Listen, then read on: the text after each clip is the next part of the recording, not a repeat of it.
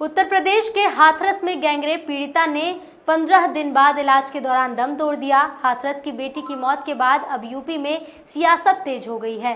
संत कबीर नगर पहुंचे समाजवादी पार्टी के राष्ट्रीय प्रवक्ता जफर अमीन डक्कू और दिग्गज सपा नेता सुनील सिंह ने प्रदेश में बढ़ रहे आपराधिक मामलों का जिम्मेदार सरकार के सिर फोड़ते हुए योगी सरकार को निशाने पर लिया है।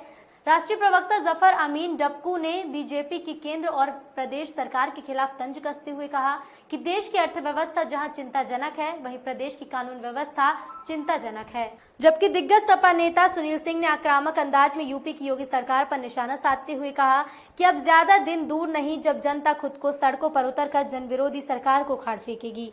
समाजवादी पार्टी के दोनों दिग्गज नेताओं ने प्रदेश और केंद्र सरकार की जनविरोधी नीति, कानून व्यवस्था आदि को लेकर क्या कुछ कहा, आइए सुनते हैं उन्हीं की जुबानी।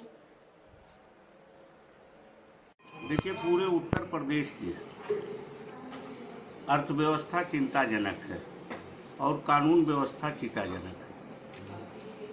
आज जो हालात पैदा हो गए हैं, जिस तरह से 3 साल की बच्ची के साथ लखनऊ में बलात्कार हुआ और वो लेके घूमता रहा और कोई भी महामारी को लेके, कोविड को लेके कोई हॉस्पिटल में नहीं लिया। बड़ी मुश्किल से जब आप लोग जैसे लोग आगे आए, हंगामा हुआ और मीडिया में हाईलाइट हुआ, तब जाके हॉस्पिटल में लिया गया। सरकार के ऊपर कोई असर नहीं पड़ रहा है। अब पता नहीं उनको ईवीएम पे घमंड है या किस बात का घमंड है। हालात बहुत नाजुक हैं, बहुत ख़राब है और किसी वक्त भी जनता सड़क पर आ सकती है, तब स्थिति बहुत भयावह हो जाएगी। अभी आप देखिए, एक बलात्कार खत्म हो रहा है बलरामपुर में, देखिए बलात्कार, बुलंदशहर में अभी 13 साल की लड़की के साथ बलात्कार, लगातार बलात्कार होता जा रहा है और बलात्कार करने वाले लोग भी भारतीय जनता पार्टी के सामने आ रहे हैं। जैसे अभी प्रयागराज में एक लड़की को उठा के लेके गए और सामूहिक बलात्कार हुआ, वहाँ भारतीय जनता पार्टी का नेता निकला। और चिन्मयानंद जी का हाल आपने देखा ही देखा। पूरा शेल्टर सरकार दे रही है अपराधियों को।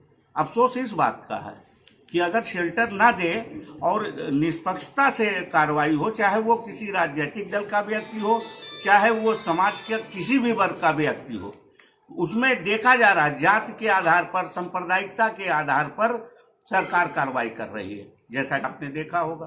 तो तमाम चीज़ों को आज उत्तर प्रदेश के हालात इतने खराब हैं कि उत्तर प्रदेश को बचाने के लिए विपक्ष आया है सड़क पर, और जिस तरह का सलूक विपक्ष के साथ हो रहा है, सारी एजेंसियां इनके जिस तरह पॉकेट में रख के ये इस्तेमाल कर रहे हैं, सिर्फ विपक्ष को फंसा रहे हैं, तो ये नहीं रोक पाएंगे। बदले की भावना से कोई काम होगा तो अपराध बढ़ता रहेगा।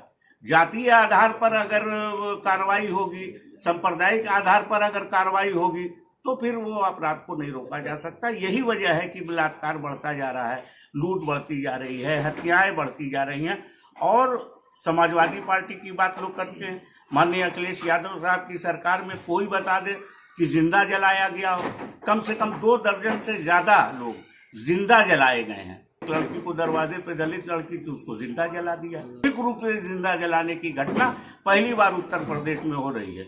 लेकिन ये सिर्फ इस बात का चर्चा करते हैं और मुख्यमंत्री जी अपने से अपनी पीठ ठोकते हैं, इनके मंत्री अपने से अपनी पीठ ठोकते हैं। आज आप देखिए, हम छोड़ दीजिए विपक्ष की बात, समाजवादी पार्टी के जफर अमीन साहब क्या कह रहे हैं, समाजवादी पार्टी के प्रदेश अध्यक्ष साहब क्या कह रहे हैं, कोई कुछ क्या कह रहा हो। आप देख लीजिए कि भारतीय जनता पार्टी के विधायक क्या कह रहे हैं। अभी आज ही हैं, अभी उन्होंने हाथरस की घटना पे कहा है कि डीजीपी और डीएम और एसएसपी तीनों के खिलाफ एफआईआर होना चाहिए। भारतीय जनता पार्टी के विधायक हैं, भारतीय जनता पार्टी के विधायक हैं, एमएलसी रहे हैं। अभी उन्होंने भर्ती के मामले में क्या बोला, सीधे सीधे इल्जाम सरकार पे भारतीय जनता पार्टी के विधायक लगा रहे हैं। या तो उन विधायकों को निकालें या उनकी बात को सच माने। और वो क्यों ऐसा कर रहे हैं, भारतीय जनता पार्टी के लोग सरकार को निशाने पे ले रहे हैं। वो जान रहे हैं कि अब चुनाव होगा तो हम विधायक नहीं हो पाएंगे। हम विधायक तभी हो सकते हैं जब सरकार के खिलाफ हम बोलें।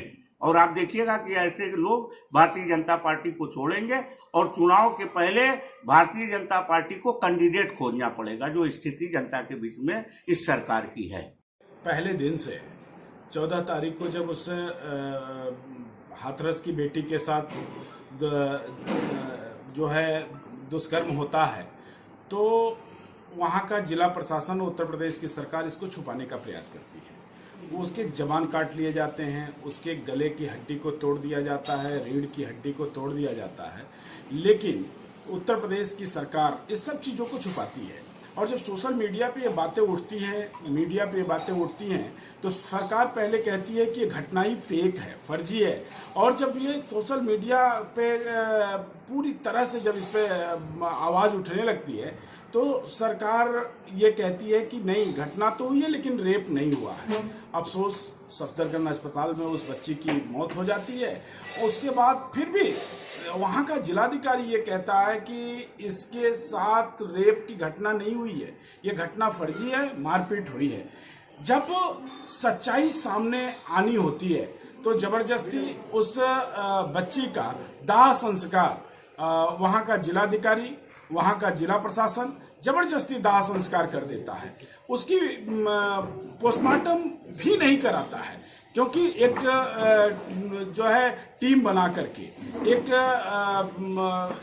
एक्सपर्ट की टीम के साथ पोस्टमार्टम कराना चाहिए था, पोस्टमार्टम की वीडियोग्राफी करनी चाहिए थी, सच्चाई सामने आनी चाहिए थी। यही तो छुपा रही उत्तर प्रदेश की सरकार कि उत्तर प्रदेश के लोगों के सामने उत्तर प्रदेश सरकार की सच्चाई सामने ना आए और वास्तविकता सामने ना आए।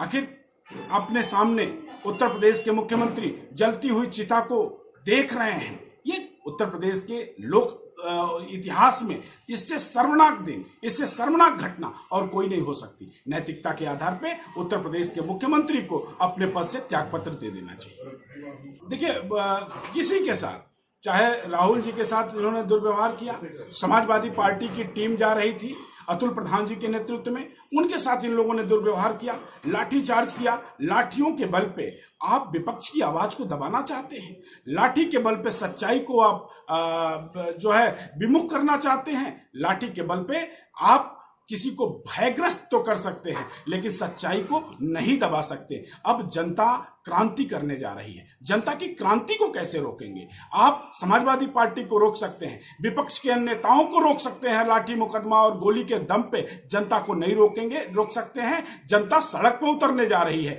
जनता क्रांति करने जा रही है। और समय रहते अगर कानून व्यवस्था को सुधारने का प्रयास उत्तर प्रदेश की सरकार नहीं की तो उत्तर प्रदेश की सरकार को जमींदोज करने का काम उत्तर प्रदेश की जनता करेगी।